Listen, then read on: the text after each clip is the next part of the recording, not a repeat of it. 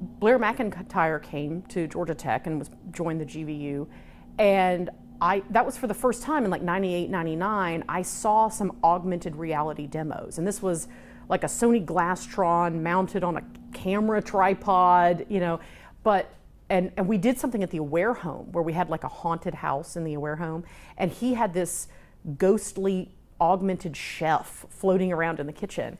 And so now getting to see those computer graphics, but like in the real world, that seemed like magic. And so we had students do projects. And so there was a student who had this idea of, could we use augmented reality to dramatize point of view, right? So could that help me understand what you're thinking when I'm talking right now? And so this led to a project in the class called 2 Angry Men, based on the famous movie 12 Angry Men, which led to a deeper exploration called 3 Angry Men, and eventually 4 Angry Men, and we joked that eventually the technology would be good enough that we could actually do 12 Angry Men. But throughout this process, GVU is kind of essential to going beyond the class. So we got a seed grant from GVU to work on this together, which is how we did the original 3 Angry Men. It's how Mary Beth Gandy and I started working together, because she joined in to help. Through the collaborations with Jay Bolter's students, because they were wanting to explore like the design side and the artistic side of AR.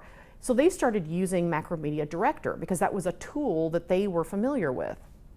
And that's where we got the idea of, what if we could add some special stuff to one of these more approachable tools so that more people could build AR? Not just more people, but that even people like us could build it faster, and we could prototype things. We wouldn't have to just go into a dark room, write C code for 6 months, and then come out and try it. And so that's when we started working on DART, the Designer's Augmented Reality Toolkit. And Blair, because he had so much experience with AR, he had insights into what's different about creating an AR. It's different than making like a word processor that's going to run on a computer, And so he, with all his years of experience, he knew what was special and uniquely difficult about AR. I think there's a clear trajectory in my own work and my own participation in the Augmented Environments Lab that begins with early projects around 2000 in the design of mixed reality experiences and goes right to the present day. In an early project that Blair and I and a number of students worked on over a period of time was called first 3 Angry Men and then 4 Angry Men, and it was an augmented reality staging of a famous television drama called 12 Angry Men. What we were experimenting with was, how could augmented reality allow a particular viewer or member of the audience to become part of the dramatic action by actually being in the jury room during this drama and seeing what the other jurors are saying from different perspectives.